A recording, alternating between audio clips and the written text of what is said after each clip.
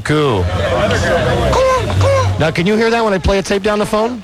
Absolutely. I hear everything but card one. What I have been led to understand happened is that Jim and Michelle, the two total strangers, they got married on the show last Friday. Yes. And we supplied them with a wonderful reception right down the street at Bridges Billiards. Mm-hmm. Well, we got done with the show, and we left to go home, and they went to the reception. Right. And I guess about 9 o'clock, I got a call from Charlie Broyhill. Mm-hmm. Said, listen, I was just at the wedding reception, and the groom was just taken away in an ambulance. Oh, my God. Yes, apparently... Oh, my God. What happened? The lad had had a bit too much to drink. So much to drink Yes. that they had to take him away in an ambulance? That is what I hear, that apparently he at one point fell to the ground, and they thought the poor guy was dead. Oh, my God. Well, I knew he'd had a cocktail or two, but I had no idea. That's what I heard. I said, what about Michelle? What about the bride? They said, she went to the emergency room with him in the ambulance. Well, like all good wives should do. I mean, she stood by her man. And I guess she's back in California today, maybe. Oh, my God. And I don't know anything that happened on the wedding night or over the weekend. Oh, hold on a second. Oh, this is her right here. She's here. Oh, she's here. I thought she went back to California. She's here in her regular duds here. Hello there, Michelle. Hey, you look so different without your wedding dress on and stuff. Hi. How are you? I'm fine. How are you? It's Hi, a lovely Michelle. outfit, a little Tigger outfit that you've thank got you. there. Hey, did we describe that correctly, what happened at the reception? Yeah. Oh, my God. Were you with Jim, with your husband? Yeah. And Yes. is he still your husband right now as we speak? Yeah, for right now, for this one day. For this one day, what's going to take about one more day to get it annulled or something like that? Yeah, I went and picked up the paperwork today. Oh, boy.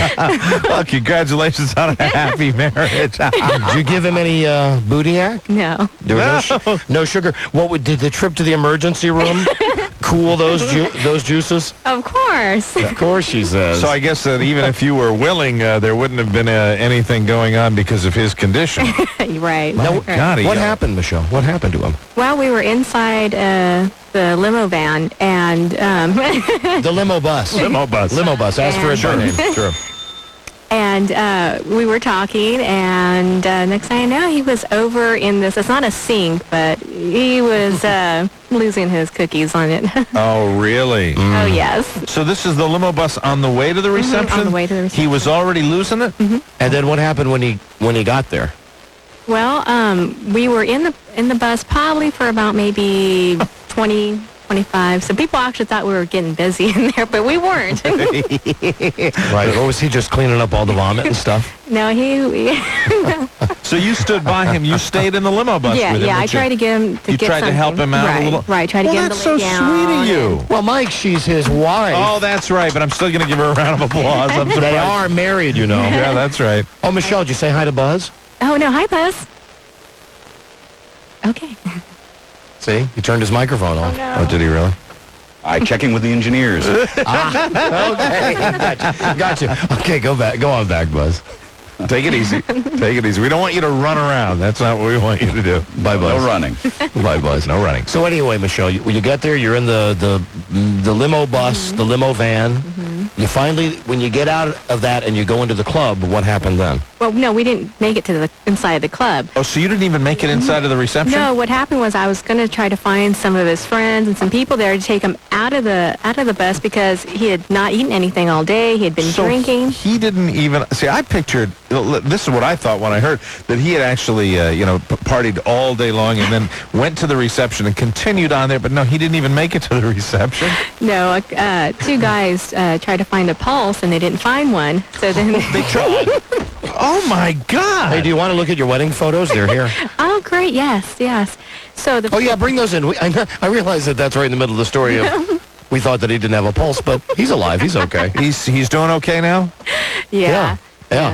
He's on one of these phone lines. He's waiting to talk to us. Yeah, they carried him out to the red carpet, and that's where he laid until the ambulance came and checked him and picked him up and put him in and took him away. And then did you ride with him to the emergency room? I rode a limo. Smart lady. The ER. Smart lady. And what happened? Oh, here are the wedding photos. All right. Oh, look at these nice photos. And you're already dumping him. When you got to the hospital, what happened? A lot of people are looking at me going, oh, my God, as you're, they it think was a it's- hard situation to explain. Mike, hard to believe that this man was alcohol Oh, poisoned. my. As we look at your wedding photos, here he is showing us his tattoos. Wow. Smoking a cigar, drinking his Heinekens. Oh, that is incredible. I didn't see that side of him. Let's see. Wait a minute. Here he is putting on his wedding ring. Was this right here? He's putting on his wedding ring, putting on his tux. Getting his tuxedo on. And then here you are. Oh, look at that. Look at the blushing bride right there, Michelle. Oh, you look so Memories that will happy. last at least, what, to the end of this week? Yes. Oh, did you tell your parents about this? Unfortunately, let's see, I told my dad afterwards, How'd your dad take it? not too well. Really? He's very unhappy right now with me. Very. Hey, look at this picture. If you wouldn't have known that they were strangers and that he was S-faced, Yeah, you actually... don't they look like a happy couple? This one right here, photographer. That's a good picture. You will admit you guys made kind of a good couple. I mean, Aw, you looked thank you. okay. At least in the pictures, look at that.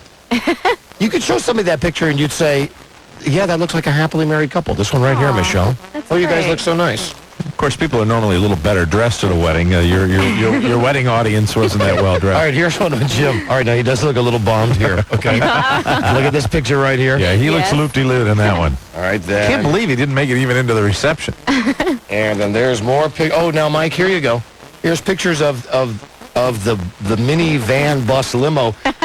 And is this him passed out? Oh, yes. That's him. Oh my God. Turn it up, turn it right side. Oh my God. Look at that. Oh, wow. Oh, I'm loving this. Oh, Mike. Oh, look at this. Here he is on the ground when they're trying to find a pulse. Here he is on the ground trying to find a pulse. Hey, I can laugh. He's okay, right? Yes, He's you can okay laugh. now? Yeah. And, Oh, our wedding photographer All right. captured those moments. all right, here's your EMT, your emergency medical team arriving, and they are reviving him. Now, wait. I got to point something out. Look at the guy from the jewelry store. Look at the guy from the jewelry store. Upper right-hand corner. Upper right-hand corner? The paramedics are working on him, and he's waving at the camera. Well, look at this. Everybody thinks Prefer not to be married to him, but just to, I mean, it would be up to him anyways, and that would be something that we would have to discuss. Was there any chance during this, when you came out here, was there any chance that if you had met this guy and all of a sudden he'd said all the right things, done all the right things, and all of a sudden you realized, my God, this is was there any part of you that held out hope for that? Or did you think there's just absolutely no way this is going to happen? Be an honest answer here. Honestly, I just thought, no way. Okay, I'm just going to go. There's probably going to be some big loser there, get this over and done with. And I guess Get the trip and go. and I certainly guess that was Mike's holding up the pictures of him being taken on the gurney. But he is very nice, though. He is a very nice Get a guy. close-up look. I'm sorry to be Let me cruel, see. What? but you get a real close-up look at that picture where right. he's got the oxygen bag on his head. Hold on a second. Okay, Hold on take a a look. second. So sad. Oh my God! I didn't know we had photographic Did you see it, evidence. Rob? That's not funny. That's very sad. Oh my goodness! All right. Well, let's talk to Jimbo. Let's talk to the groom. Let's talk to Jimmy. He's Oh my God! he's on one of these lines right now. Hello? This isn't him. This is the nurse that took care of him. Mike, they're all calling in to say hi. This is the EMT? No, this is the nurse. The nurse at the emergency room. No, the nurse at the reception. The nurse at reception at the emergency room. Did we request to have a nurse there at the reception, or did you just I happen was to be just there? there at happy hour. Oh, so maybe you can tell us better. What do you think happened to Jim? I think he was really, really, really, really drunk. Yeah, see, I didn't... He was okay during the ceremony. He'd had a few cocktails, but... I think he had more than a few. yeah, I guess he did. Yeah. We didn't have any way to monitor exactly how much he had to drink during the show. Man, that is really something that he, I thought he would have... this, when I heard this, I really thought, well, 2 hours into the reception or whatever, that's when all this... But he didn't even make it inside. No. Did anybody have to give him CPR? I thought I might have to. I couldn't feel a pulse on him, and there was another EMT, well, actually 2 other EMTs there with me. Did they feel the pulse? One of them did because he was talking and responding, and at that point he was still vomiting, so we knew he couldn't be dead if he was still throwing up. Yeah, I would gather that. You're a good nurse. Well, I try. Clara Barton calling the show. Thank you, Clara. You know, that's one of those deals, seriously. I mean, I know the guy was taken to the hospital and everything, but as far as feeling a pulse, I'm sure there were probably a few more revelers who were like, I can't feel a pulse. He's dead. Hello. Don and Mike show. Hello. How's it going? Hey, Jimmy? You guys on Friday. I thought you guys might be there. Oh, this isn't Jim? This is John Daly. I work upstairs from Bridges. I was there on Friday. Oh, okay. I was outside, having a drink, and they were just sitting there for about 20 minutes. Oh, you mean in the van when it arrived? Yeah. Oh, yeah. when did you decide it might be a good idea to get help? When he finally laid down, he kind of passed out. So I thought we'd kind of go get somebody to help him. He came stumbling Into the out. bathroom, maybe wash his face. He came stumbling out, and all of his friends came over to help him, and they stood him up, and they said, well, let's see if he can stand up by himself. Let him go. Boom, head first, right into the concrete. Oh, really? What a mess. What should have been the most beautiful day of these two people's lives Well, we had no idea that it would end like this. ended up being just a mess. My God. All right, thank you, Johnny. Half of his friends are saying, oh, don't worry about him. I've seen it done 100 times. He's fine. Okay, 100 times. All right, see ya. Thank you. Bye-bye. Let me see. Is this Jimmy? Yes, sir. All right, here is... Oh, it's so good to hear your voice. Hey, Michelle, it's your husband, Jim. Hi. Hello, Michelle. Don't you want to say hi, honey? Hi, honey. Okay, hi, honey. Jim. Yes, sir. Jim, what are you doing, man?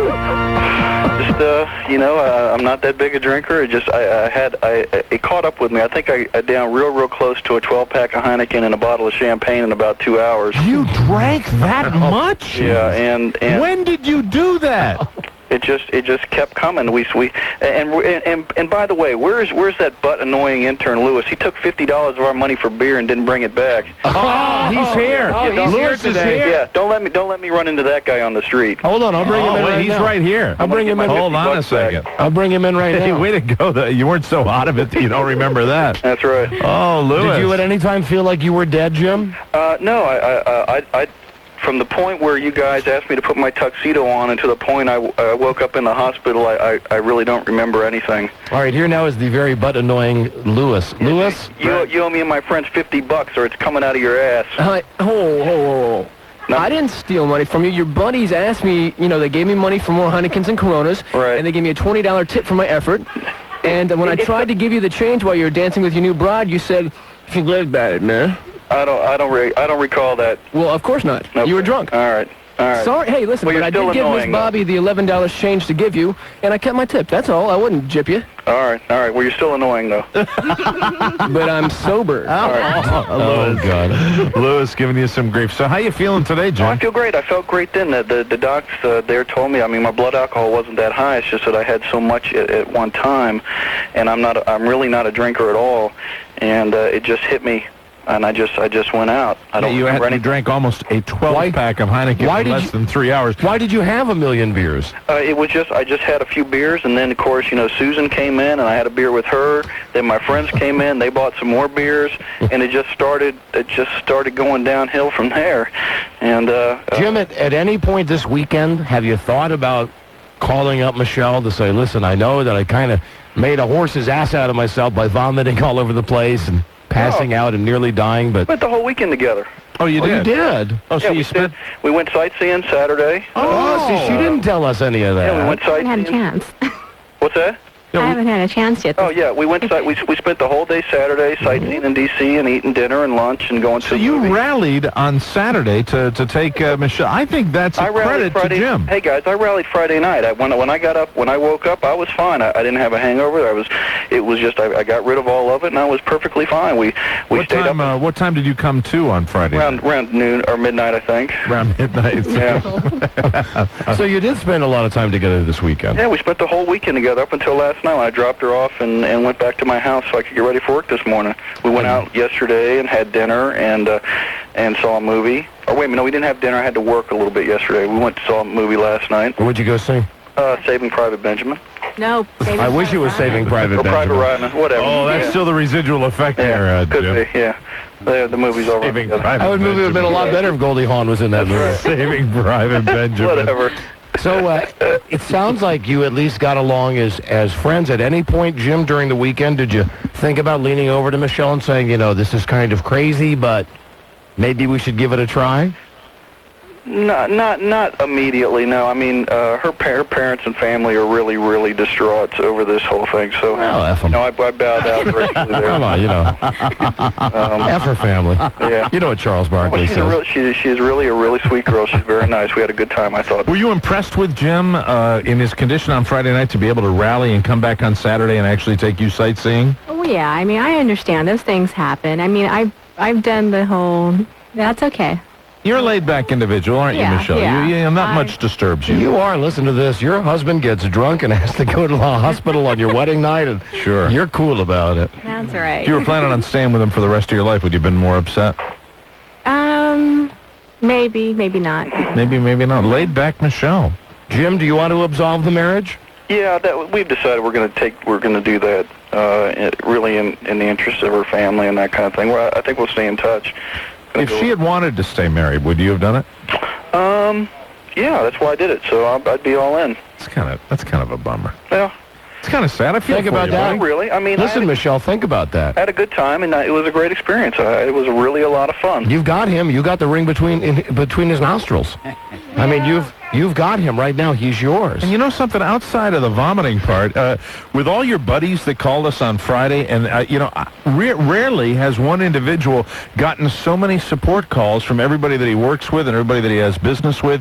You got a lot of support calls, Jim. A lot of people like you, and you seem like, outside of the vomiting, I should say, a very nice guy.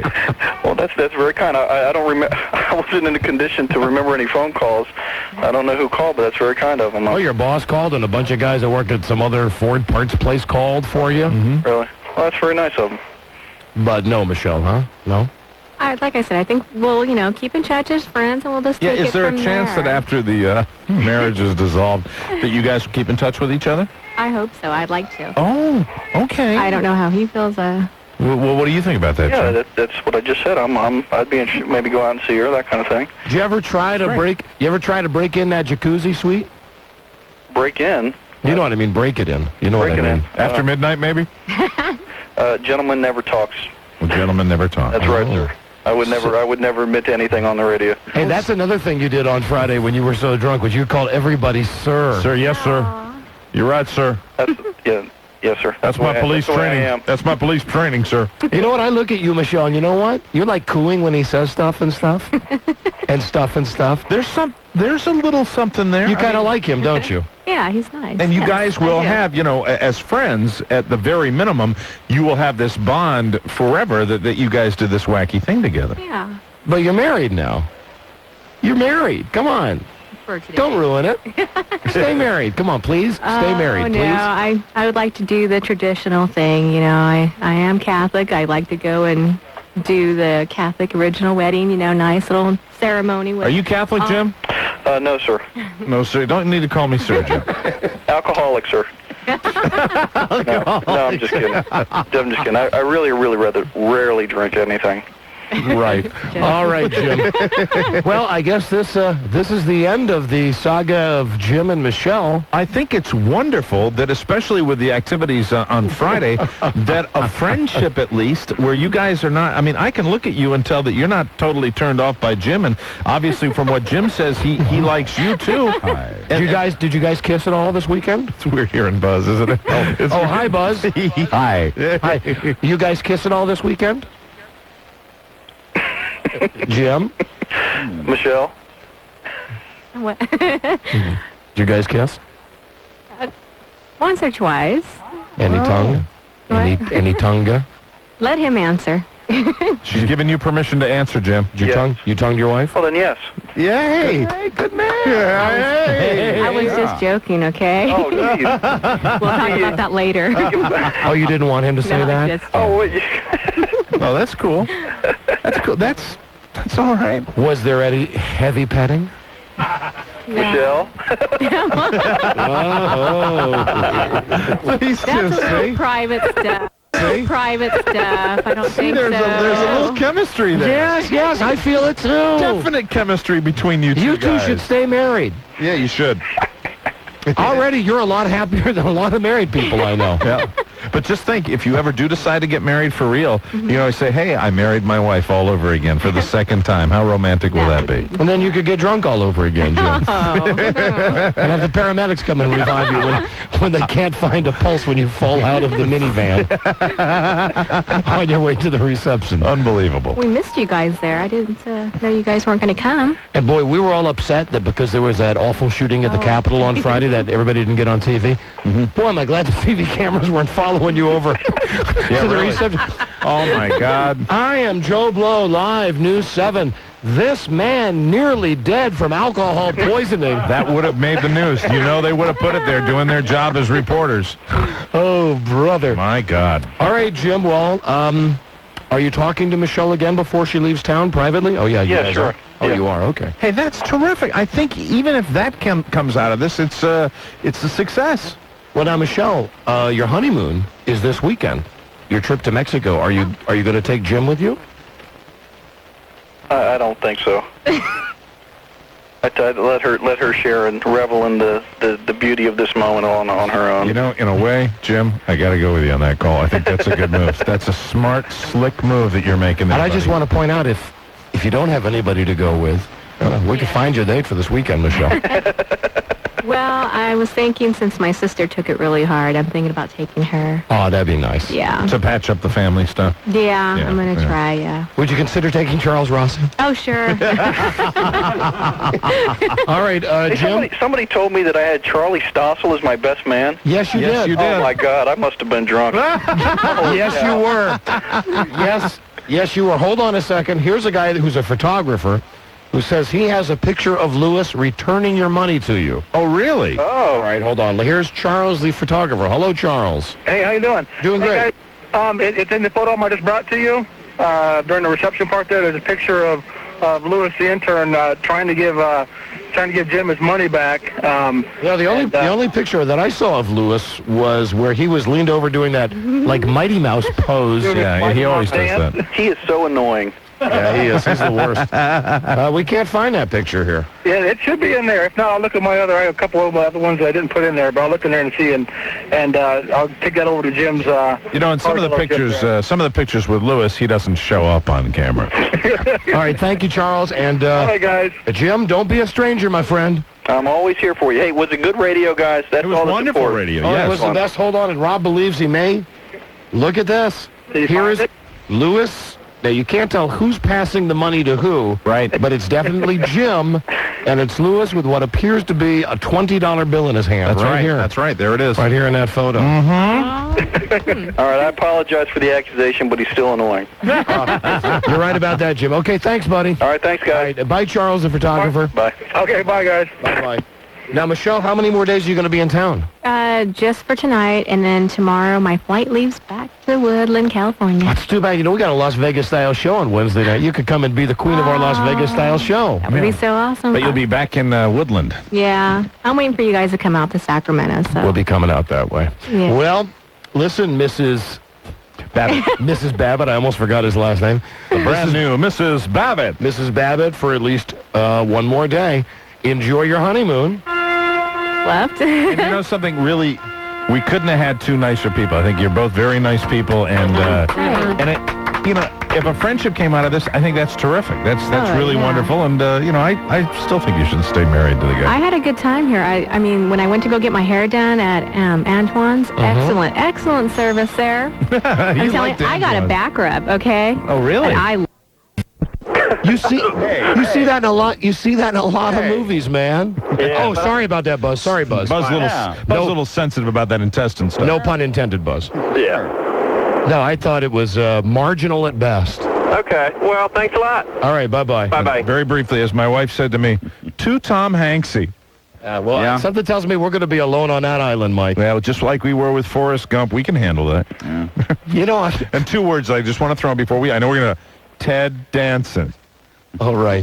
God. Although Ray Barboni's in it. In the scene when Ray Barboni speaks, it's a scene where they're panning across this battle area, and Right. you just hear his voice. Ray Barboni. And I leaned over to Frida, and I said, "Hey, F you, F-ball." Yeah, from the Get Shorty. And she looked at me, she says, "What did you say to me?" I said, "F you, F-ball." It's the F-U F-ball guy. But as it turns out, he had such a small role, Dennis Farina, in this movie. That's And right. Ted Danson's in there. Yeah, he's believable. Yeah, he's the kind of guy. When I think of the World War II GI officer, I think of Ted Danson. Come on. What did he go to, a private cocktail party with Steven Spielberg? And furthermore, today we got to find the number of the hotline that they set up. Listen, anybody that fought in that war, World War II, they know the horrors of that war. Absolutely. And I got to think that going to a freaking Steven Spielberg movie is not going to make those guys flip out to the point where they have to call a hotline. No, I don't think so either. And I don't trust How about a hotline for people who are disappointed with the movie? How about a hotline? How about a hotline for people who fell asleep during the movie? A hotline for people who are going to have to endure the "you're not patriots" comments from people. But, come on. I got into it yesterday with some people, too. See, we got to devote a whole segment to Saving Private Ryan. Yeah, I really think that we, don't trust everything you hear, read, and see, because sometimes there's a huge, and I mean a huge money-making machine out there that produces publicity and produces hype like you have never seen before. I mean this, and I'm not saying this is a joke. There's something about Mary is a movie that's 50 times better than Saving Private Ryan. If you're going to go out there and you want a recommendation for an evening's entertainment, you want a movie that you're really not going to be disappointed in, go see the Mary movie. Absolutely. And you realize now that that movie's doing so poorly. I know, that sucks. That they're now giving away everything from that movie. Listen to this. There's an article in USA Today where they're talking about, of course, Saving Private Ryan, right? Shock value shown on screen with all the dead guys in Saving Private Ryan. Listen to what they say here. Seeing Mary gets an R, it boggles my mind.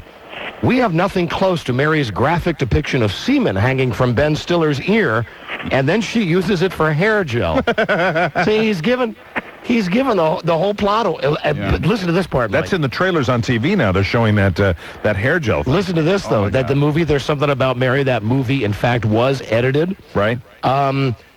Farrelly, that's one of the Farrelly brothers. one of the directors. Right. He tells of a shot in Mary that was cut out. Okay. When Matt Dillon is watching Mary with the binoculars, he sees her roommate. Yeah. Originally, you saw not just her saggy, withered breasts, Right. but she was plucking hairs from her breasts with tweezers. You could hear the audience lose their breath, and they took that out. Oh my God, the Farrelly brothers, man! I hope they keep making good stuff like that. Listen, and furthermore, There's Something About Mary. It'll only take 90 minutes of your time. Yeah, not 3 hours where you'll leave kind of going, oh man, why did I do that? Well, it's not doing that badly, though.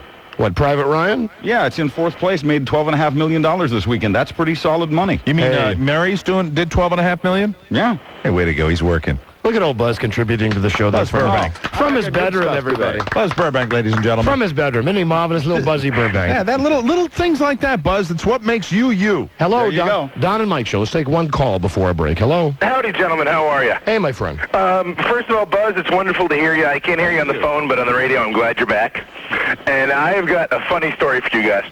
I work real quick, though, and it's a Charles Rossi story. The Charles Rossi story. Charles Rossi story. I work in a bar in Northern Virginia, and we were closing up on Saturday night, and there was one tab left, and on the list it said Charles Rossi. So we looked at the credit card, and sure enough, Charles Rossi's on the credit card. Everybody remember that Charles Rossi is the weird guy that faxed in to marry all 4 women. Yeah, we met Charles Rossi, I believe, on Thursday's show. Right, when it would look like he was going to be our last best chance. Yeah, and then things got a little ugly with Charlie Rossi. So everybody's at work and getting excited, going around going, ooh, Charles Rossi, it's the Dynamite guy, Charles Rossi. The guy, last person to pay a tab, this guy walks up and goes, yeah, I need my credit card, I'm Charles Rossi. And everybody just stopped. And he looks at us and goes, I'm not the effing guy. Oh, it wasn't the same guy. He starts screaming screaming for 10 minutes going, I'm not the one getting married. I'm not that loser. And we just laughed. Oh, it was some other guy named Charles Ross. It was a total other guy named Charles. Oh. What a tragedy for that guy. That's what we said. We're just like, I hope everybody forgets about him real soon. Scarlet letter. Okay, thank you. Sure. Thank you. Goodbye. Everybody stay right there. We'll be right back. This is the Don and Mike Show. The Don and Mike Show on 98.1 The Peak. Soldiers, pal. And those 4 guys from the East German All-Stars, your boys down at the bank, they're going to be a little late. Like the woodpecker, they will please you. Don and Mike. Yeah. Attention, attention. Niels is dead. Attention, attention. And Lewis, the butt annoying intern, is on the case. We will be forced to bring Lewis in here in a moment to review the tapes of him with Michael Bolton, Richard Belzer, Artie Donovan, Stephen Baldwin, Daisy Fuentes, and Bruce Willis. So Lewis made celebrity contact. Well, not really, right, Rob? No, he only really spoke to Michael Bolton and the Baldwin boy. The others he got close to, though, and you can hear them on the tape. The Baldwin boy, Stephen Baldwin. Yeah, I thought a Planet Hollywood would rate a higher Baldwin than that, wouldn't you? Is that the Baldwin that trashed his hotel room? No, that was Daniel Baldwin. Stephen Baldwin's the one that's been in Cigar Aficionado. Or maybe it was Billy Baldwin. No, Billy Baldwin is the one that's got the screwiest looking face. What about Tito? I thought it was Paul Baldwin. Oh, he's an excellent one. He's my favorite. All right, so listen, leave Lewis out there right now. All right. We'll talk about something else before we bring him in. And on today's show, listen to this, we also have another trip to Mexico to give away. You know, the big honeymoon that Michelle will be taking this weekend with her sister? Yes, to placate her sister who was very upset she got married. We have a companion trip, and we will be giving that away at some point on today's show. Listen, I know we're cramped for time. I had a million things happen to me this weekend that I want to discuss with you. Maybe tomorrow I'll just take the whole show and discuss the past weekend. It was that well interesting. Well, lots of stuff. You know, I realized now that my son has gone to camp, to his science camp. This past weekend was the first weekend in like a year that it's just been me and Frida all weekend, 24 hours a day. Every day. Kind of an experiment, a preparation for the way life is going to be in not too many years. Oh, no. It went fine. Right. I mean, it went better than fine. It went better than fine. It was different. You know, it's an adjustment because I'm sure anybody with kids knows this. Right. Your life totally revolves around your kids. And then, you know, when they're not around, it's like you don't have anything to do. And in my case, a lot of the times that I spend... I know my wife busts my balls about watching TV, and everybody busts my balls about watching TV. I don't watch all that much TV. It's just when I watch TV... You watch it intensely. I watch it, man. I watch like 100 channels at once. Yeah. But... You're like a fly.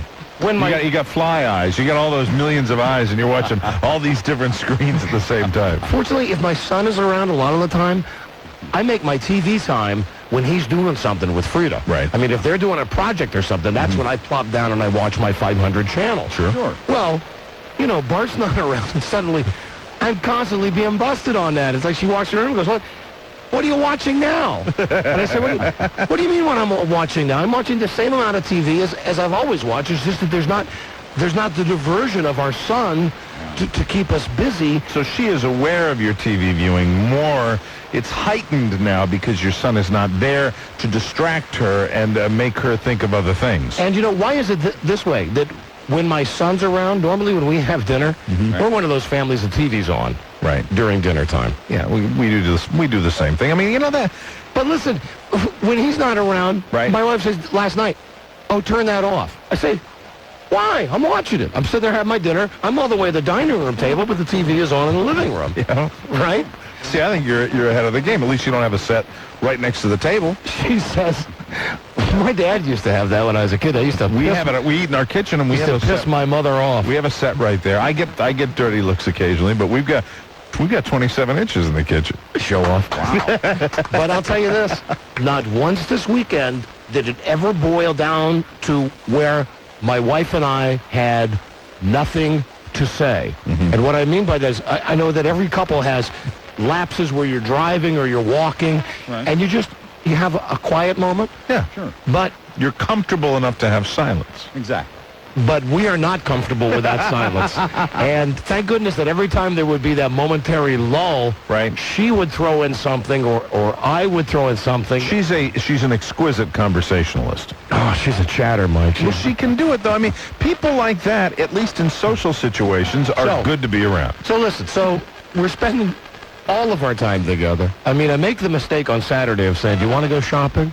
I'll take you shopping. Let's go up to Delaware.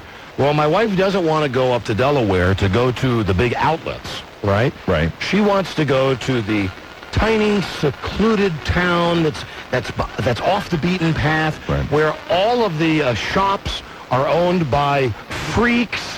Freaks that carry your luggage up to the room? You know what I mean? It's like you go into these stores and you can't buy anything that's name brand because everything is handmade and handcrafted. So it's craftsy. She wants to go to an artsy area. Oh, and it's killing me. We're walking by. She goes, I want to go in here for a minute. I go, oh, okay, that's great.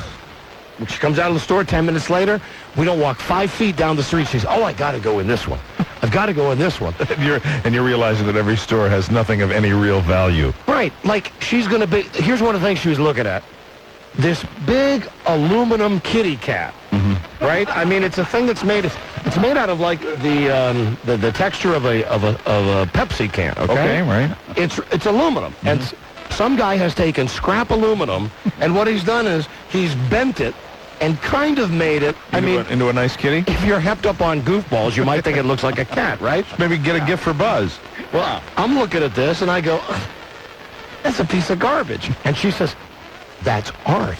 And I look at it, and they want $250 for it. Oh! And the guy behind the counter looks like he hasn't bathed since who knows when. And of course, he's the resident artiste, man. And a lot of these stores that we went to, because they are so hip, right? They don't believe in air conditioning, even though it was like 100 degrees this weekend. Oh, the kitty doesn't like air conditioning. So we spent a lot of quality time. Did she buy the kitty? No, she didn't. I shamed her out of that. That's good. And one of the few moments that I had where I broke away, we got back at home and I said, listen, I'm going to run and get some gas. I'm going to go to the store and get us our water that we like to drink because the water up at the beach tastes like crap.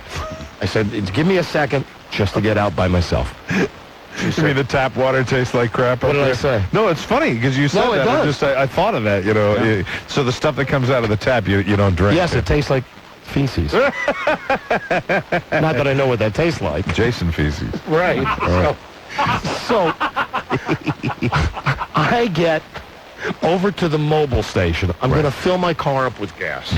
I'm driving down the road. I make a right-hand turn into the gas station, pull in, get out of the car, I'm pumping my gas, and this dick pulls in, this Clark Griswoldish guy pulls in, and he's got a big family station wagon. And inside the wagon... Family truckster. Right. Inside, he's got like 1 million kids and his pain-in-the-ass wife. Now, why is he annoying you? Why? Wait. We'll get to this. Okay. Because I'm standing there pumping my gas, minding my own business. Right. He pulls in and he sits there. He sits across from me and he smiles. So he's at the other pump parallel to you, or is he in back you? He's not pumping gas. Well, as it turns out, he was pulling out of the gas station when I was pulling in. He was upset that when I pulled into the gas station, I didn't have my right-hand turn signal on. Oh, screw him. So what that meant was there was like an opportunity for him to jump out in traffic, and because I didn't have my turn signal on, he was pissed. I didn't even know this. I'm in a, I'm happy that I'm by myself for a couple of minutes. So I'm really enjoying the pumping gas experience. Your moment with your own thoughts. Right. So he motors around, comes around the other side, and like I say, big-ass station wagon. The guy's got like one of those hats that have scrambled eggs on the front of him, like he's some kind of make-believe admiral or something. Yeah. And he smiles at me, he goes, ha, ha, ha, ha. And at first, because I am the stupidest guy on the planet, I think, hey, it must be one of my fans.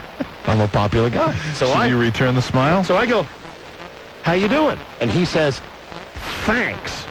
Now, again, I think, thanks for doing a great show, right? Wouldn't that be lovely? That'd be a very nice moment if the guy said, thanks for a great radio I show. swear to God, this is what happened. The guy says, thanks. And I said, you're welcome. Thank you. And he says, no, really. And then his tone turned a little bit. He went, thanks. And I said, For what? He said, for not turning on your turn signal when you were entering the gas station. I said, excuse me? He said, I was right over there exiting the gas station. You didn't have your right-hand turn signal on, so I couldn't get out into traffic.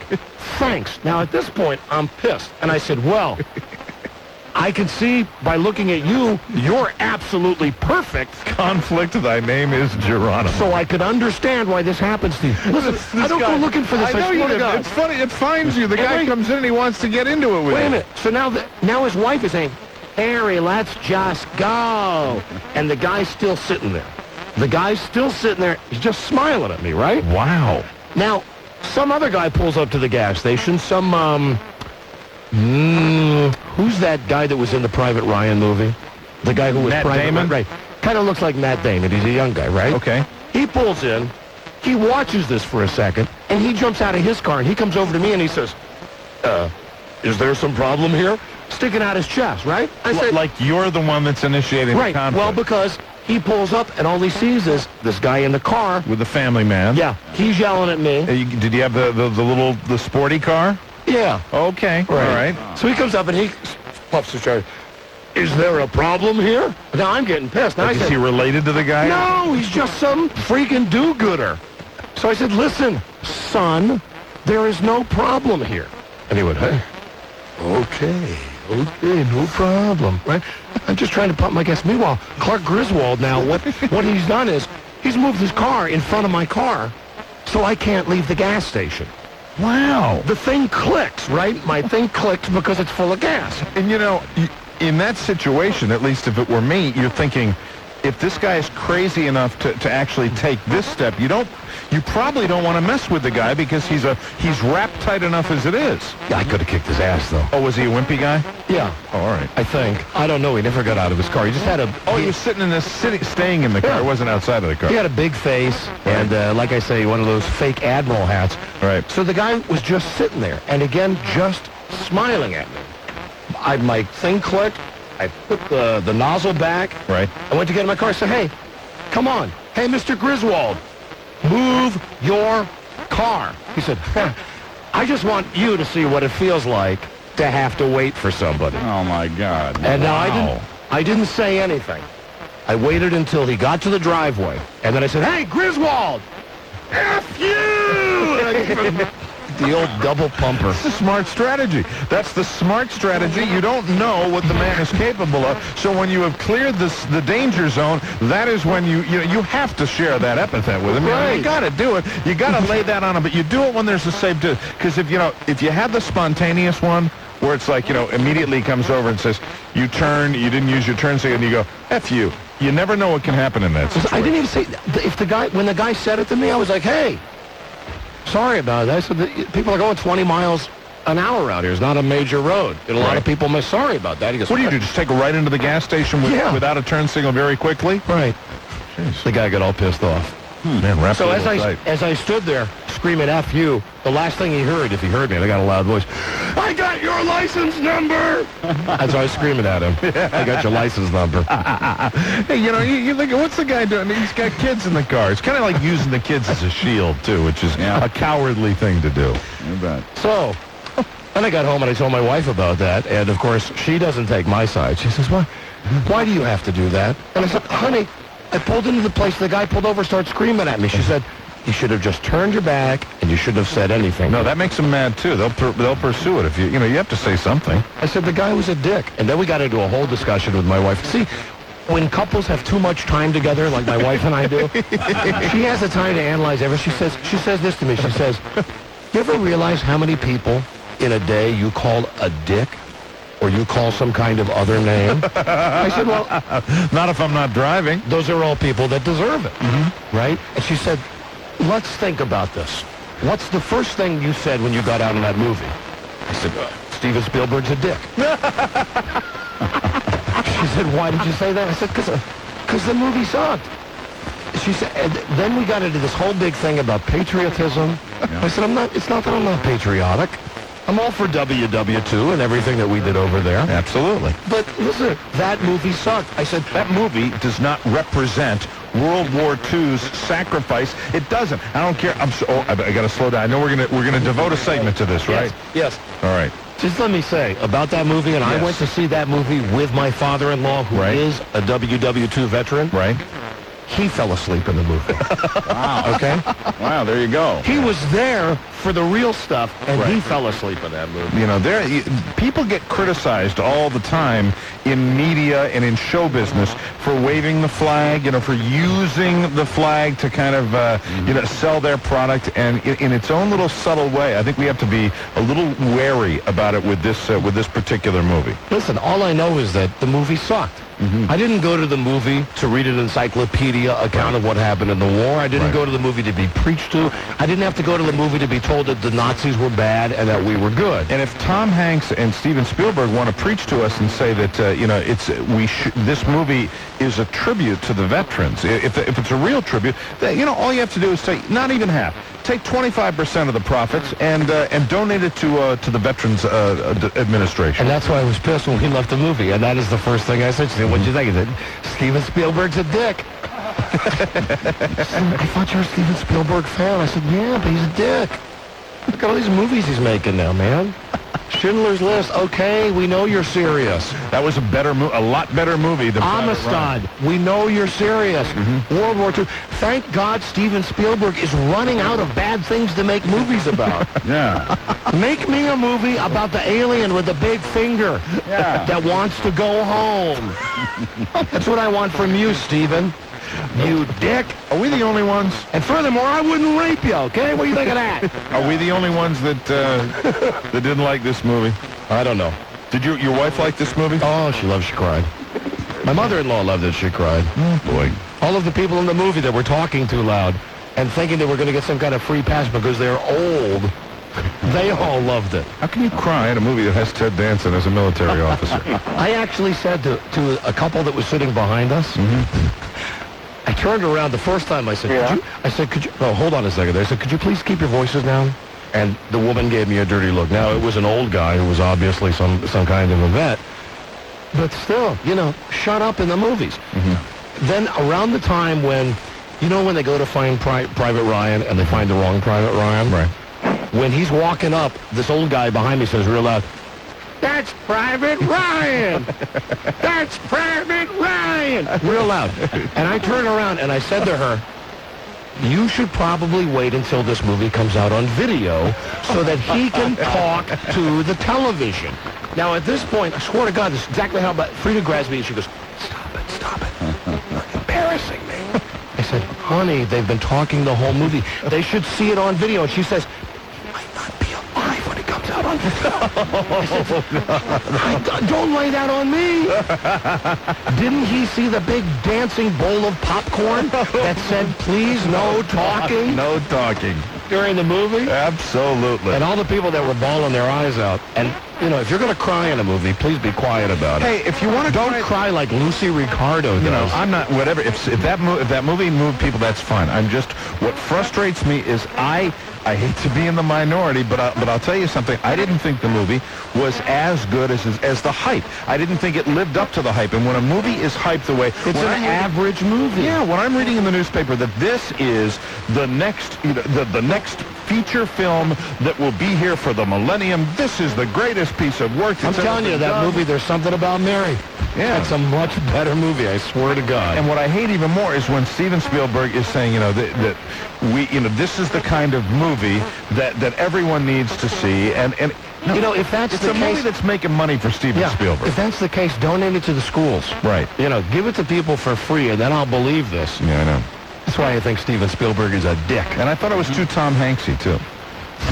That's my wife's line. That's my wife's line that I stole from her. But I mean, it was too Tom Hanksy, and there were several parts in the movie that I thought lacked credibility, and that's why I didn't like this movie. I didn't like it just because it was boring, man. You know, the first 20 minutes is kind of riveting, but even that... I thought the first 20 minutes was the most accurate depiction. I've never been in a war situation, so I can't tell you. But with this, we had the Dolby surround sound in the theater we were in, and it really was... I mean, did you notice that some of the bullets, they made like almost the comic sound, you know? I thought that part of the movie was riveting, and then from, right from that point, it just, and when I saw Ted Danson, I just rolled my eyes back. I said, Ted Danson, you're trying to honor World War II veterans, and you put Ted Danson in the movie. And you know how that happened. You know that there was a meeting with Tom Hanks and maybe at a cocktail party. Steven Spielberg and Ted Danson, and they said, Ted, this would be a great career move for you. People can really see the real Ted Danson. Hey, I don't know if I can be accepted in this. Listen, do me a favor. Do a small cameo, Ted. To prove you're a serious actor at all. Okay, it's Sam Malone. I don't know, man.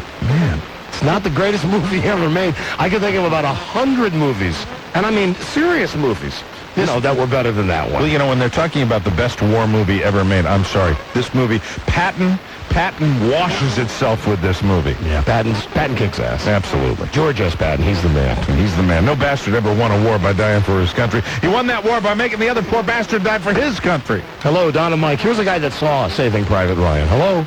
I saw it this weekend with my cousin, and, we kind of got a funny ha-ha on Ted Danson. We're sitting there, and the theater's just packed, and, I see Ted Danson, and I lean over, and I go, sometimes you want to go where everybody goes. I start singing the song. Well, the old guy behind me, he gets all mad, and he leans up and he goes, why don't you have a little respect? And I'm like, sorry. See, that's the Hollywood hype machine. That I don't take anything. Who can take anything away from the World War II veterans? You can't. But see, you can't say anything negative about this movie without someone. And I've already had people say to me, "Oh, that's so disrespectful of the war." No, it's not. It's not disrespectful of the war. I'm telling you, I paid $8.50, and frankly, I'd like at least $5 back. You didn't like the movie, and if they're going to criticize you for not being patriotic because you didn't like a movie, you're free to make that choice. That's what those guys died for. That you're free to say you didn't like the movie. I've got a military flag that was covering my father's casket that sits on my mantle, and he got that flag because he's a war veteran from World War II. I can say I didn't like the movie. It sucked. My father-in-law, as I mentioned, fell asleep. Yeah. Oh, my father-in-law did something else before the movie's funny. Listen, anytime you go to the movie with old people, it's always fun. Mm-hmm. My mother and father-in-law, they're both young at heart, I'll say that. Of course. But they both have got that old person thing when they talk, that they talk too loud. Sure. Mm-hmm. Before the movie, and we arrived way before the movie, we were like 20 minutes early, so we had to sit in the theater as it was filling up. My mother-in-law was making conversation, and she was telling us about a show she saw on HBO, or she still refers to it, Home Box Office, because that's like the old person way to talk. The Home Box Office. She says, on the Home Box Office, real loud, everybody in the theater hears, have you ever, she's talking to me, son, have you ever seen this? It's a show called Taxi Cab Confidential. And I say, oh, yeah, Big Frida, I've seen that before. That's a good show. She then goes on in depth to describe the last episode that included one person giving another person oral sex in the back of the car. And there's something that oogied me out to hear my mother-in-law say the T word. Yes. She was describing there was someone in the back of one of these cabs, this HBO show, and she had just gotten a breast job, and her husband was showing her breast to everybody. And they said, lift up your shirt and show them your T's. So she is parroting what she heard from the show. She's saying that. I'm going like, oh my God, please be quiet. Please be quiet. That wasn't the funniest. Listen, my father-in-law. So the subject changes, and we're talking about him in WW2 before the movie, right? And Frida kids him, and she says, hey, Dad. Oh, goodbye. She says, Dad, weren't you in the all-gay brigade, right? And we laugh we go, ha-ha, we laugh. We start talking, and about 30 seconds later, my father-in-law says, yeah. And he says that, and he gives me the eyebrow, because he's, You think? speaking of my language now, And I'm just sitting there going, oh, please, movie, please start now. And he, a veteran of over there, and fell asleep during the movie, right? Yeah, he did. Yeah, he did. So did I. I slept for maybe an hour during that movie, and when I woke up, I thought when they woke up that they would have found Private Ryan already. Hadn't found him yet, huh? They still hadn't found him. And listen, one more thing. I've got to mention this. I don't want to blow the movie for you. Right. But let's say that hypothetically, in the war, there's only 2 bridges left that the Germans can use in the whole country. Only 2 bridges that they can use to access to get out to spread their hateful message. 2 bridges in the whole country. Tom Hanks and all of his guys, they're at one of these bridges. Right. Wouldn't you just blow the bridge up? Right? That's plausible. Wouldn't you just... Isn't the goal to make sure that the Germans can't use that bridge? I would think so. That's another reason I got mad at them. I said, why are these guys sitting here and fighting the Krauts and battling it out with the Krauts, and they finally end up losing the fight, so they have to blow up the bridge? You could have saved all those guys' lives. You just blow up the bridge. Yeah, these are questions that will never be answered. But, Mike, I'm not an Army guy, so I guess I wouldn't understand that. Right? I asked my father-in-law that, and he didn't really have an answer for me. Yeah, I think, I don't know. I wasn't there. So, I mean, as far as the realism of it, I'd like to hear from a guy that, was really in a situation like that. But, everything I read out of that hype machine says, the most realistic war movie ever made. The unbelievable realism. And the counseling line is open for veterans. Listen, this is coming out of Hollywood. Any veteran that was over there has got bigger balls than Steven Spielberg or Tom Hanks or any of those other pricks in that movie. Anybody that was really over there going through that, right? I guarantee you that they're not going to see that movie and have to go call a 1-800 Steven Spielberg hotline to sort out their feelings. But let me tell you something. When you say that and you put that in the media and you put that in the press and you put something along the lines of, this movie is so stressful to veterans of World War II that they have to call a hotline. What does that do? It sells movie tickets. That's why it's in there. Yeah. Same thing with all the gross stuff. Where people are saying that... That's the hype machine. It's a formula. I mean, there are manuals written on this. Some people left Ryan stunned at the graphic portrayal of World War II battles. Ellen Ramsey, 16, of Malibu, California, walked out, visibly unnerved during the first half hour. Well, go see that Mary movie. The thing is... Maybe you'll learn something. I just don't trust Hollywood. I really don't. I think that this comes out of a PR machine like you would not believe. And, it's just amazing how people lap it up with a spoon. And that's why it's not that it was a bad movie. It's that it was an overhyped movie. It was an average movie, right? It was an average movie. It had the first 20 minutes, I agree. It was a wonderfully directed first 20 minutes. But as far as the movie as a whole, I don't think it's the greatest film on World War II ever made. I thought it was too MTV-y.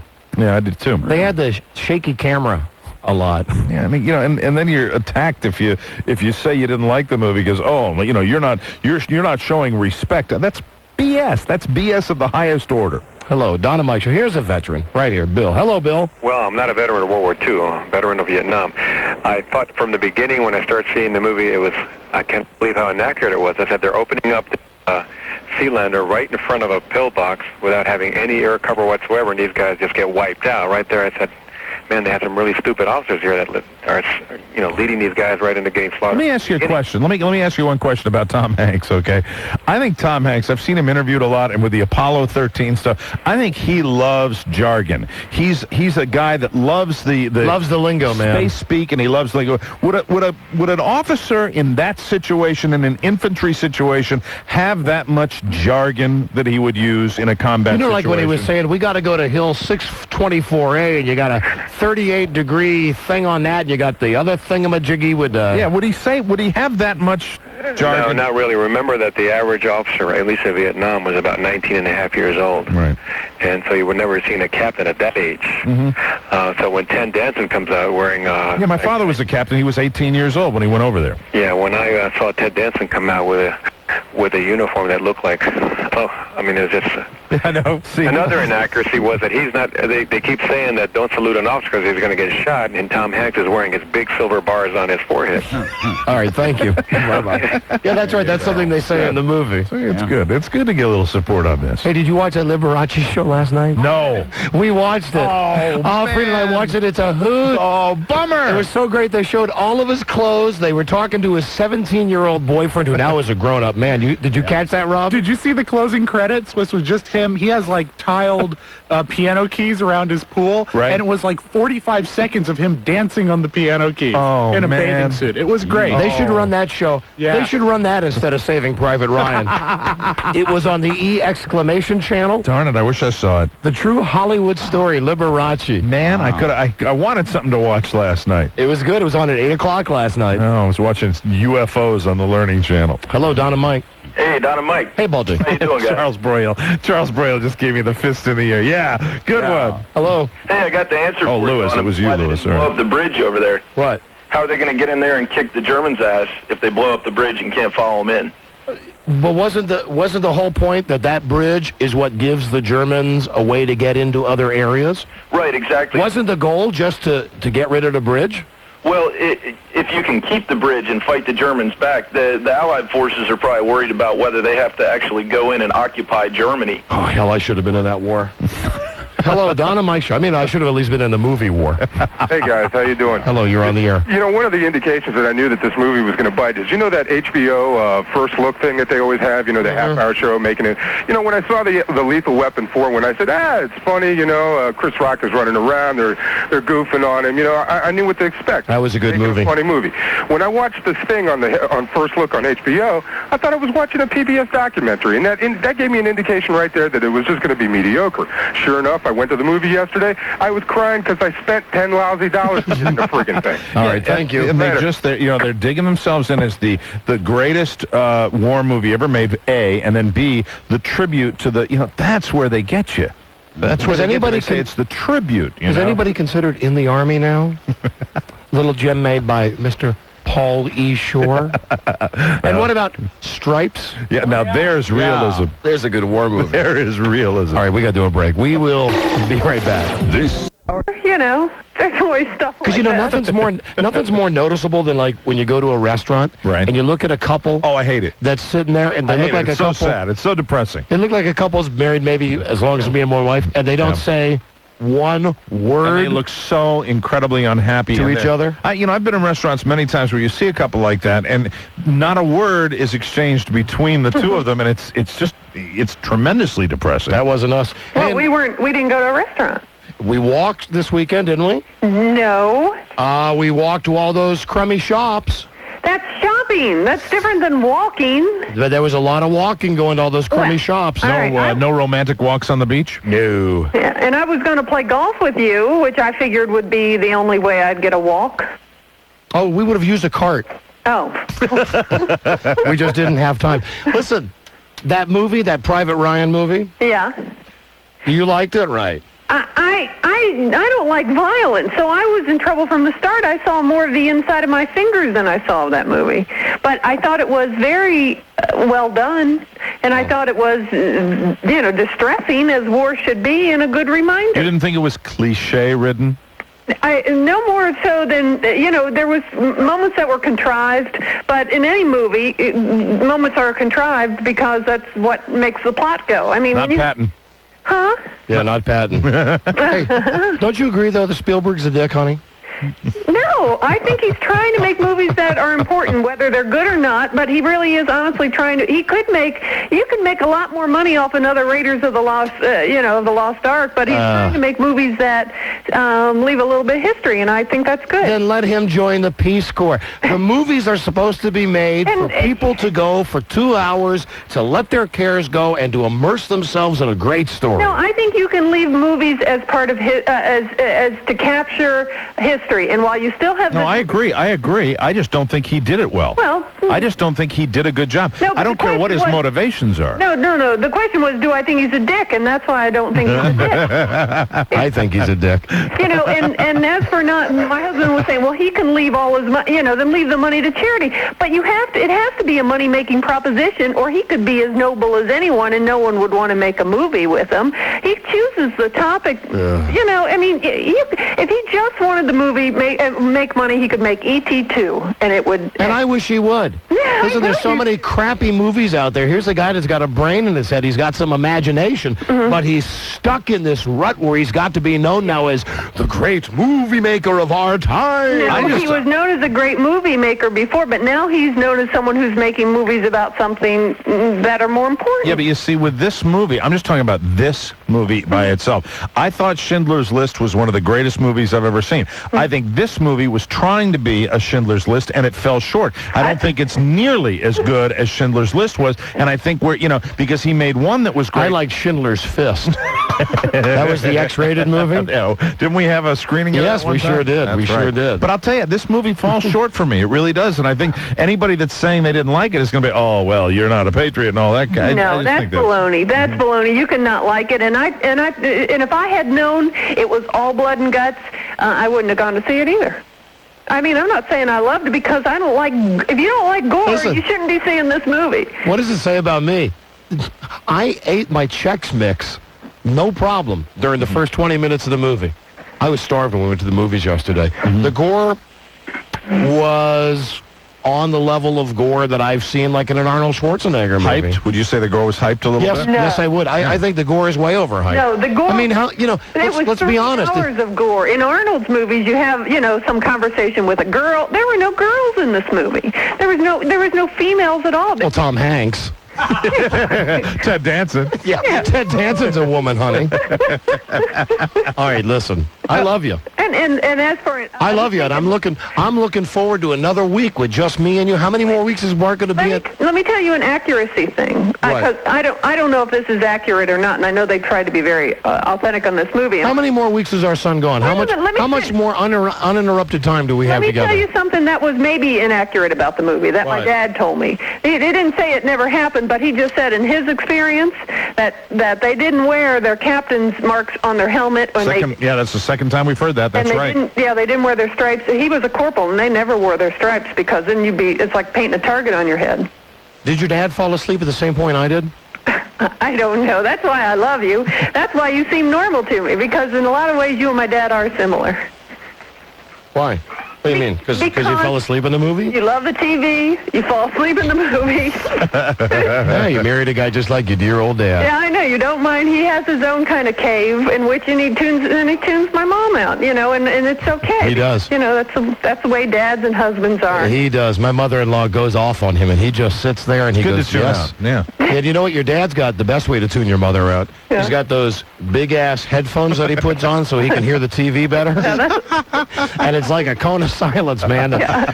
My mother-in-law's over in Headphones, that's the best My way to do it. mother-in-law's over in the kitchen just wailing on him, going, do this and do this. And he's just sitting there watching the Orioles game. With a smile. His big headphones on. Headphones, that's great. His big Bob Hope headphones. Big Kmart. Oh, this is big. This is big. Hey, listen, how much more uninterrupted glee do we have left together? We got a couple more weeks left. Ooh, yippee. Right. No, it's good. It's good. I was telling Mike, I think it's very interesting for us to find out how much our lives revolve around our kid. I think it's healthy. I think we're doing good, and that's why I don't even like golf, but I would have played with you just to prepare us for the time when he's, gone to college for real, and he's gone for good. Have you ever played golf?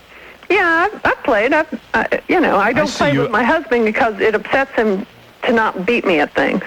I'll beat you tonight. I'll beat you tonight, honey. You know what I'm saying. I know. I saw it on the internet. Not saying nothing. I saw it on the internet. You hit me.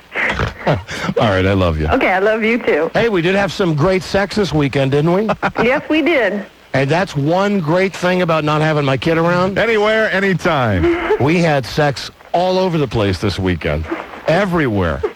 I got many holes in one this weekend. Who needs to go golfing? Leave your putter at home. All right, I love you. I love you too. Goodbye. See you later. Bye-bye. Well, there she is. Hey, man, why are you always talking about your wife? Who cares if you beat your wife? Everybody beats your wife. Hello, Don and Mike Show. Don and Mike, I didn't think I would talk to you. I'm backing up here. I know you don't like that. I have small children, and so I can only listen to you guys on the sly. I've got to sneak around, And I just am dying to find out what happened with the wedding on Friday. I heard the wedding. Lazy listener.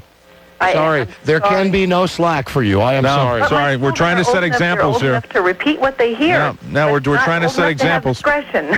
No, we're trying to set examples here. Well, I don't think there was anything said in the first hour of the show today that your children should not be exposed to. That's why you just ride that volume control. You know, you monitor it that way so you can, listen to the good stuff. And, it's frustrating to backtrack like Listen, this. you should let your children listen to this whole show. Where else are they going to learn that Steven Spielberg's a dick? I can see my 2-year-old going to his grandfather.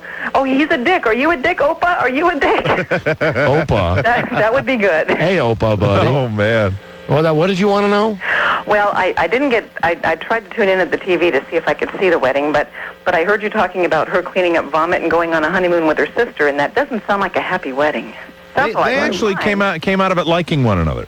They did. He had too much to drink, so much so that they had to call an ambulance because they thought they couldn't feel his pulse and they thought he was dying. Yeah, they thought he was dead. Oh, no. Yes. This is good. But then they spent the weekend together, and they're going to continue to see one another, but they're not going to be married anymore. Oh, how can they do that? They're going to annul. They're going to annul the marriage. They can do that in Virginia? Yeah. Okay. Okay. Well, you guys, I love you, and I got to sneak around, but I'll That's all right. I'll get a portable radio close to me so that I can do the volume thing. I'm sure when she's old enough, your daughter will call the show to come down and play strip trivia. Bye-bye. Hello.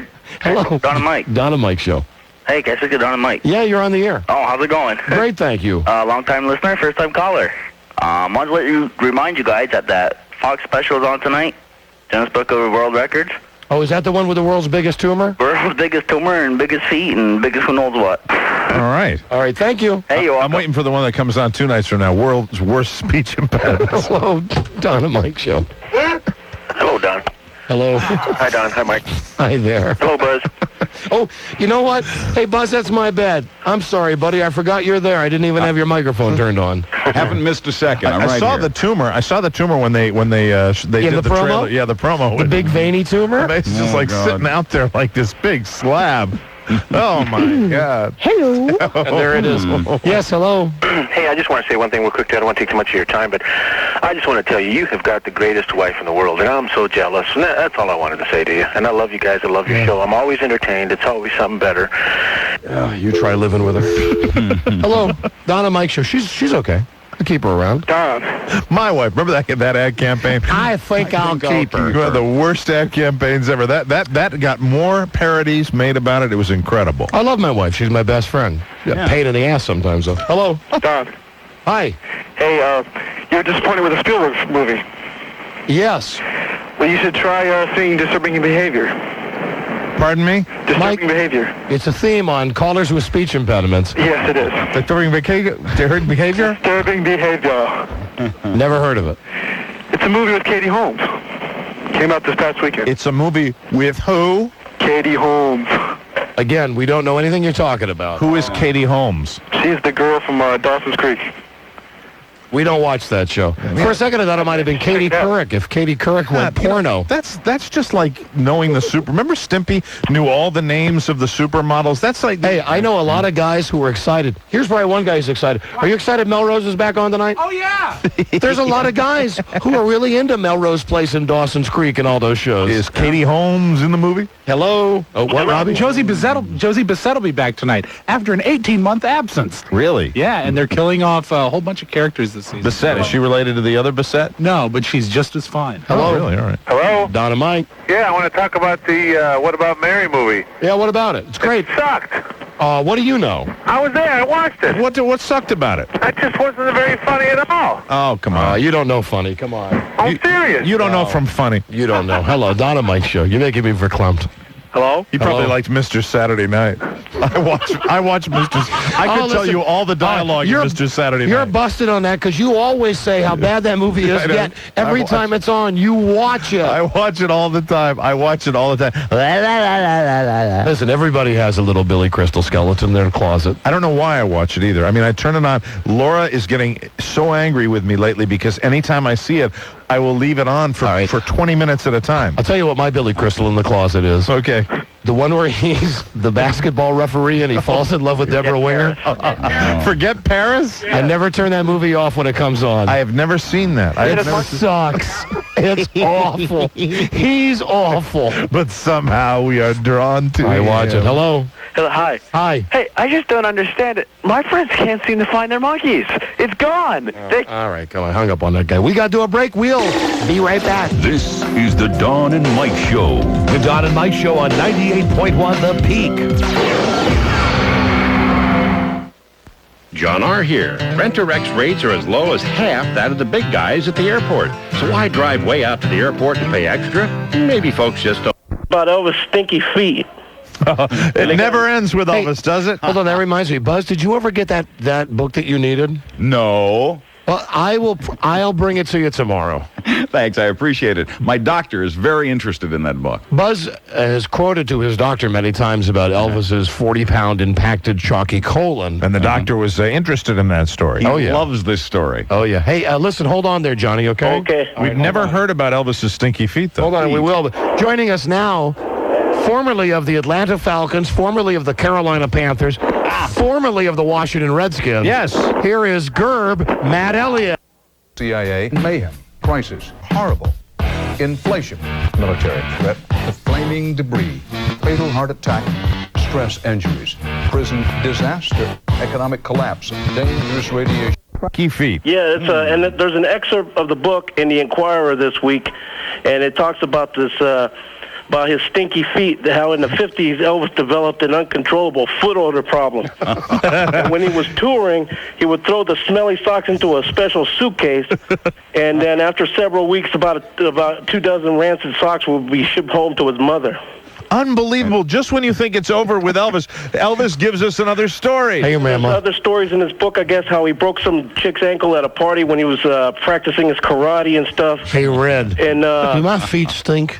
No, man, Elvis, they smell great. If only they'd have told me how bad my feet smelled. If only I would have known. Man, my feet were smelling so badly. Rob, do we have that book? No, I have not heard about it yet. What's the name of the book, Johnny? It's called Elvis's Unknown Stories Behind the Legend, and it's by Jim Curtin, Jim Curtin. Now available from Random House, Between the Toes. We've got to get that because don't we have the Elvis is Dead show coming up soon? August 16th. August 16th. That's our big tribute to Elvis. Elvis is dead. If this book is filled with more of these stories about Elvis's feet, how can you miss that? And he'd throw the rancid socks into a special suitcase. And then send them to Mama. And send them to his mom. Send them to Gladys. If you want a preview, go get this latest Inquirer. There's an excerpt in there. Tell him Goomba Johnny sent you. Thank you, Johnny. All righty. All right. Love the show. Thanks. We do appreciate it. Oh, there are girls at payphones in Sacramento. Yeah. We'll go to all of the girls simultaneous at the same time. After this break. Okay. First girl to get a guy gets the trip to Mexico. Wins. So stay right there, all you senoritas. We'll be right back. That'll be enough of that My boy. Oh, your feet stink out. 100% free of all sex diseases. Guaranteed. The Don and Mike Show. My boy. My boy. Let's give away a free trip to Mexico right now. Courtesy of Eden Resorts in Loretta. They offer an all-inclusive $499 this Thursday. Oh, so man. I'll let you know what the latest is with that. Well, maybe she'll just find you more attractive since you did that. Since I know how much money she makes now. The naughty side. You know, I told the guys, I didn't do it. I didn't do it. I'm looking at the answering machine going, some guy sent me the thing. Hello? Wasn't your fault. Hello, I just read it. Because I read stuff that people write down for me. You read stuff that's put in front of you. Right. Mike used to write down dirty words all the time when we first started working together. And You just read it. You'd be on a roll, and I'd sit there and stick something in front of you, and you know, F you, F-ball, right there. Right there for everybody to hear. Hello. Here's Kate. Hey, Don and Mike. Hi, Kate. Hi, Buzz. Hi. How you doing, Buzz? Much better, thank you. Good. We're glad to hear that. Can you tell Buzz is doing the show from his bedroom, or does it sound like he's here with us, Kate? Sounds like he's there with you, but when you first came on earlier, I could hear the echo. Yeah, and you know what? Our engineer, Citizen Dan, has worked on that, and the problem seems to be gone. Yes. Excellent. Yes, it does. Oh, it does, Mike. Come on. Well, just a little bit. There's just a tiny little bit, but I don't think you can hear that on the air. Can't you hear that? Just a tiny little... I can't. Hello? Yeah? Hello? You can't hear that? I swear to God. See if you can look that one up. Hey, listen, See you later. I'm going to make a prediction that it's going to go the way the Jethro Clampett interview did. No. I saw him on the Today Show being interviewed today. Right? Yeah. And is he serious about being Beaver? Yes. Oh, dear. And, Katie Couric was trying to keep it light. And Beaver wanted to be serious. What was Beaver selling? What's the Beaver hawking? Jenny Craig and a book that he's written. The Beaver. A book called Lumpy Violated Me. Oh, no. I was Lumpy Rutherford's bitch. And his feet smelled. Lumpy and Whitey. Whitey was another one of Beaver Cleaver's pals. Was Eddie Haskell involved at all in the violation? And Tony Dow as Wally Cleaver. Hey, come on up to my room. We're going to violate the Beaver. Hello. Don and Mike. The Beaver. Hello. Oh, I just did. I just reset all the phones. That's my mistake, and for that, I kind of apologize. We'll be right back. This is the Dawn and Cleaver. Because he's probably been taking it all the way across. Though, we can do the interview and ask him about that, how he feels about taking all the crap. Yeah. I mean, could we do that? Would that be not making a concern? Because that's what I would mind asking him about. I don't know. I mean, listen, he is a big loser because he's 50 and he's Beaver Cleaver and he's still Beaver Cleaver. But those TV guys, I love that show, man. And they're guys that they don't have a choice. I mean, that's the best living they can make in a lot of circumstances. Look at Bob Denver. Now he's working. Yeah, poor Bob Denver. Sure. Hey, whatever happened with him getting his pot from Mary Ann? Isn't that amazing? We never heard any more about that. He's back in West Virginia, isn't he? Yeah, still doing his radio show. But at least, Beaver didn't go that route. No, Yeah. and he's a spokesperson for a major diet company, Jenny Craig. So I mean, he's doing a super job, Mike, based on what I saw today. Does Jenny Craig have a program just for the head? You know what? He does have the Vish head, doesn't he? He does have the pumpkin head. He's got a huge cranium. Hey, pumpkin head. Pumpkin head. So listen, Jerry Mather's on the show Friday. Today's Tuesday. We'll see how the week goes. But right now, I'd like to treat him with kid gloves because I would consider myself to be a fan, and I kind of feel sorry for him. Yeah. Well, I think it's always, it's very nice to be nice to our guests. Of course, listen, if I extend the olive branch and he's a dick, hey, all bets are off. All bets are off. Sure. Okay? If he wants to come in and have fun, I hope he comes. I don't care. I don't care either way. Sad to say, I do. Do you really care about the beef? Yes, Mike. I mean, I don't. I care.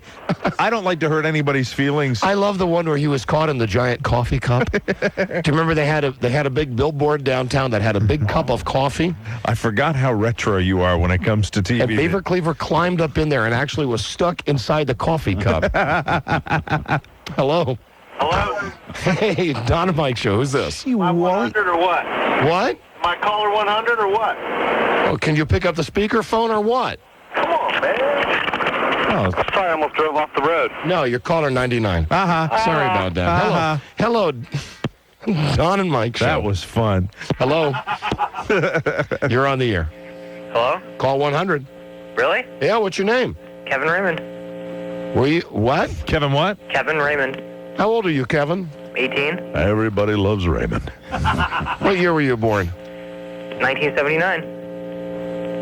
89, 99.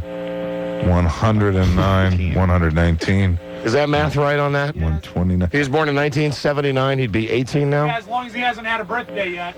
Are you a high school boy? How come you're not out writing textbooks or something, Rob? I wonder about that sometimes. You and Steven Spielberg should go write a couple of good textbooks. You got the smarts that way. You do that kind of stuff right off the top of your head. Are you a high school boy? I am.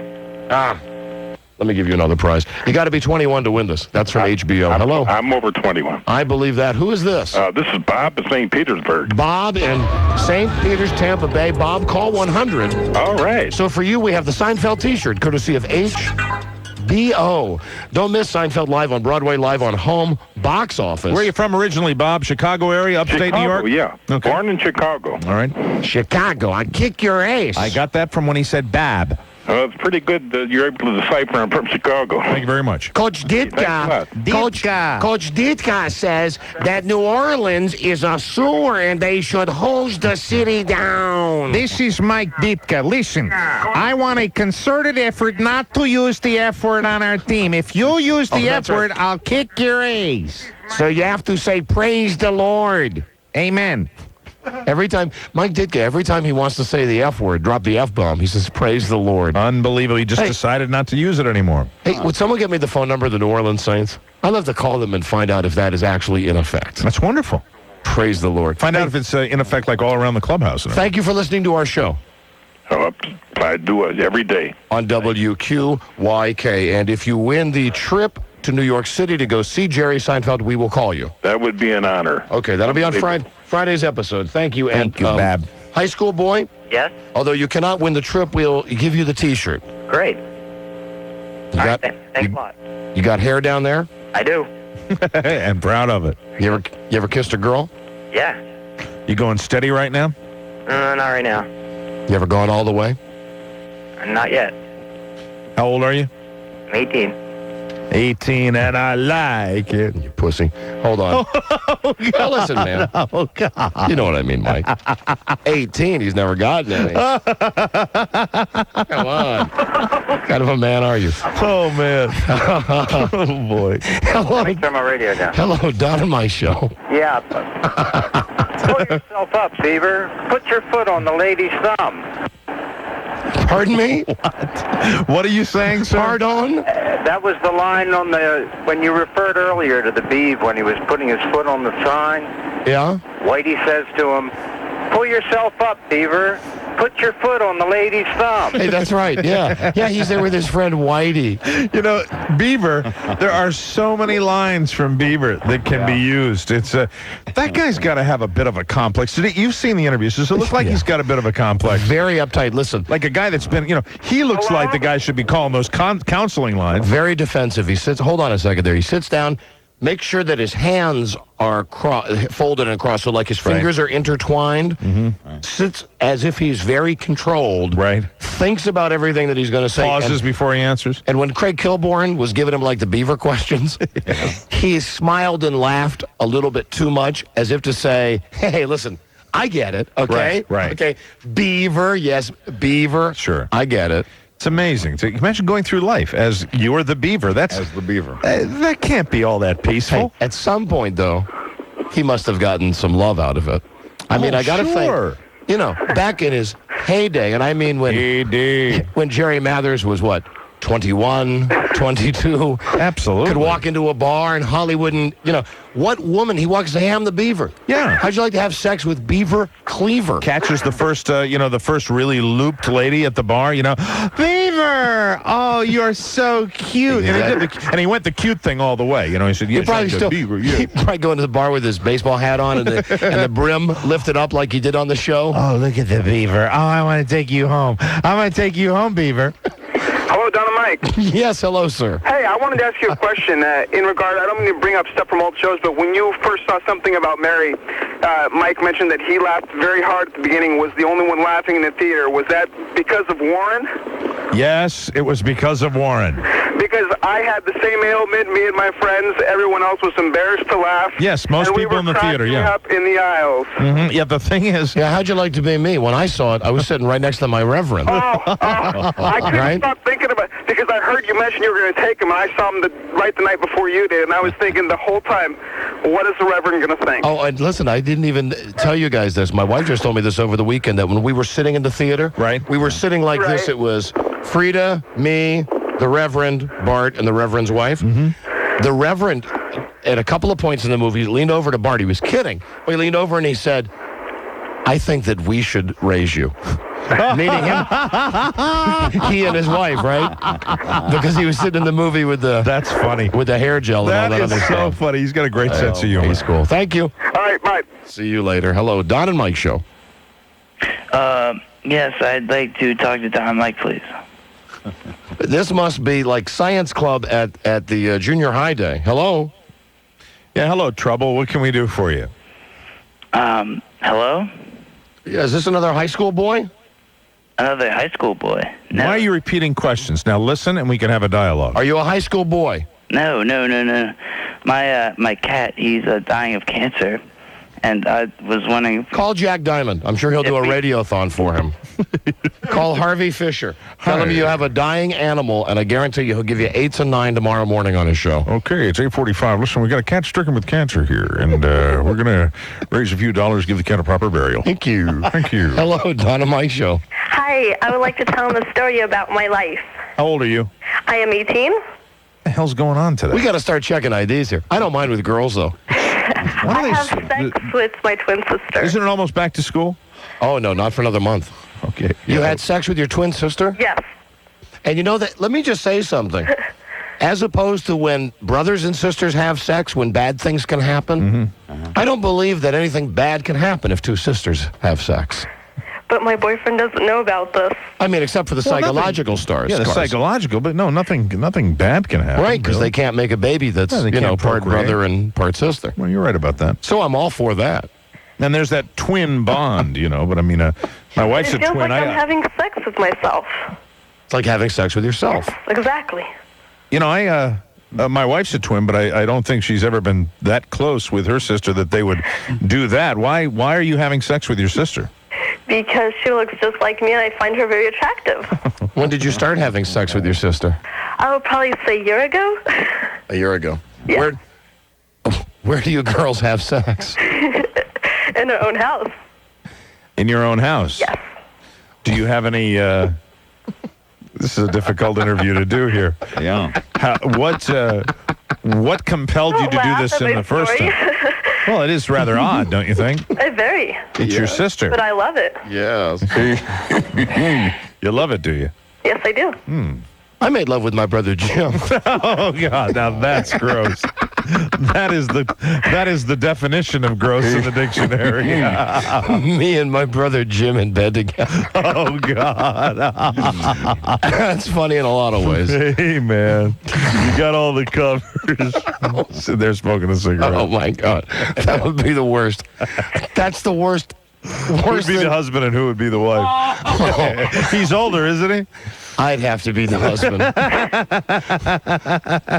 But I'd go get a gun and shoot myself first. But listen, you're not in that predicament. No, you're not. And you see this continuing for a long time?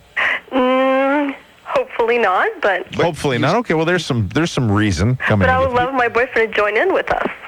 Well, that's interesting. Yeah, lucky Do man. you have any reason to think he'll object to that? Well, he doesn't know about this. What do you think? How do you think he'll react? You're obviously planning on telling him. No. Oh, you're not going to tell him? She calls up, she goes, Ferris? Ferris, my sister and I would like you to come into the pool. Hold on a second there. Hold on. I got some information coming in. Hello, Donna Mike Show. Hello, that girl that just called about having sex with her sister? Yeah. That was on Jerry Springer last night. Well, that's the topic on his show a lot of times, though. Yeah, but no, what she's saying exactly like... Oh, okay, hold on. So you think she's a phony? I'll grill her. She's a phony. I'll grill her. good. Hold on a second. Hold on there. Hey. Hello? Hey, you little tramp. I am not a phony. Did you see this on Jerry Springer? No, I did not. I don't watch Jerry Springer. All right, hold on. Let me put you on with your accuser. Yes. You're in this forum, the People's Court, the retards court. The tards court. Hello. Hi. You totally... I have sex with my twin sister. Yeah, all right. And I did not see this on Jerry Springer. It was on last night. I watched it. I did not see it. It was exactly the same as what you're saying. Really? Yes, exactly. Wow. Well, now you have to prove, sir, it is your job in the court of law here to prove that she is lying. Well, not an easy task because we try to do it all the time. And we want to believe her. And we're professionals. And as Judge Judy says, don't pee on my leg and tell me that it's raining. Thank you. All right. Hello? Yeah, come on, ball's in your court. Okay, she said that she thinks that her sister's attractive, and that was like the exact same line. Just like that she was attracted to her because she looked like her, and like that her boyfriend didn't know is exactly the same. That's a good point. What do you have to say to that, twin? I did not see a Jerry Springer show, but I find my sister very attractive because I am as well. Who is the celebrity that you believe you and your sister both resemble? Probably, That's a toughie. I'll tell you one thing. With this debate going on, I believe we may have a combined SAT score of 230. Who do you girls look like? That's a hard one. Do you ever watch Days of Our Lives? Sometimes. Do you know Carrie? Hey, is your sister around? I'd like to talk to her. No, she's not. She's at work. You know what? That would probably be best if you called us sometime when your sister was there so we could talk to both of you. Where are you from? From Las Vegas? Oh, Vegas. It's a shame you're not. Of course. That's a way of life in Vegas, Mike. Showgirls. Showgirls. I wonder if they're showgirls, yeah. Do you wear big headdresses when you're doing it? No. All right. Well, good for you. And, send us some pictures or something. And you, counselor, I don't think we proved anything today. Oh, well. Sorry, we have to render our verdict for the plaintiff. The plaintiff, absolutely. The plaintiff. No, the defendant. Yeah, whatever. The defendant.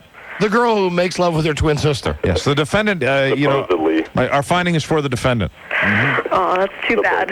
No, it's... No. Listen. It's good for you, genius. What we're saying is we believe you. Okay, good.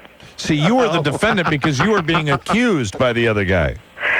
Good job. Congratulations. I don't think that she... Thanks. What do I get? She can't even figure that out. Do I get anything? No. Oh. Sounds Why like not? you already do. All right. Excuse me? Goodbye. Bye. Take care. Thank you, sir. Bye-bye. And thanks for joining us on It's Academic. Thanks, counselors. Hello, Don and Mike Show. Yeah, Don and Mike. Yes. Radio God's crap detector, and here's why. She was. You asked where she had sex with her sister, and she started to say we have it in their house. Hey, we've got the assistant district attorney calling in now.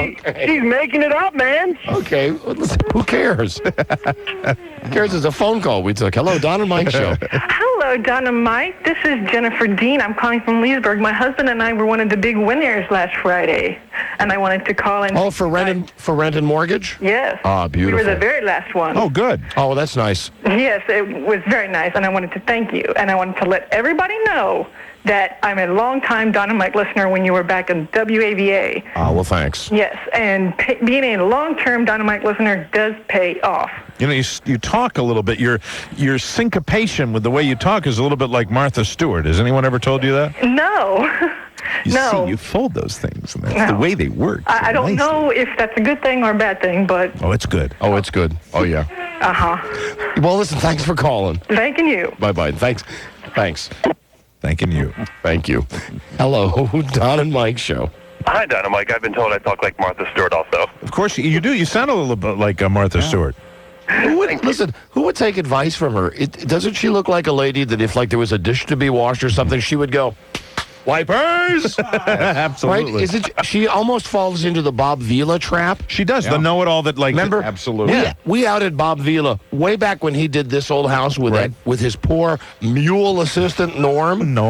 That Bob Vila was the star of the show, Bob Vila. Right. And he would say, we're up on top of the roof, when in reality, poor Norm, who may have some kind of mental problem. Poor Norm is up on the roof for 3 hours banging nails. Bob comes up with a camera crew. That's right. Hi, I'm Bob Vila. I'm adjusting my down vest.